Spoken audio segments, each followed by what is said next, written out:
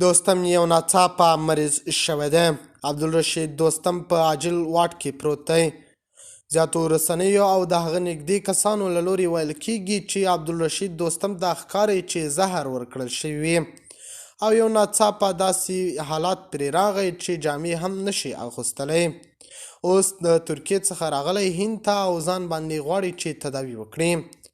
دوستم یو ناڅاپه مریض کېدل ټول سرچینې او خلک یې حیران کړي دي او ډیر خطرناک عاجل واټ کې هم پروت دی او ژوند یې په خطر کې دی. د خرابات ټي وي چینل درنو لیدونکو سلام، ستړي مشئ، وخت مو بخیر.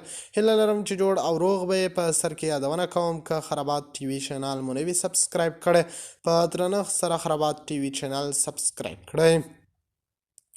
له ارګ څخه د یوې باوري سرچینې د معلوماتو له مخې دوستم اوس مهال په هند کې تر تداوۍ لاندې دی. ویل کېږي نوموړي ته د افغانستان له نیولو د مخه یو ناڅاپه سخته مریضي پیښه شوې وه. دغه مریضي د جلد یا پوستکي ناروغۍ ده. ویل کېږي د نوموړي په پوستکي یو ناڅاپه سر لړمۍ راوختلې چې اول د علاج لپاره ترکیې ته تللی و او بیرته له ترکیې څخه هند ته تللی.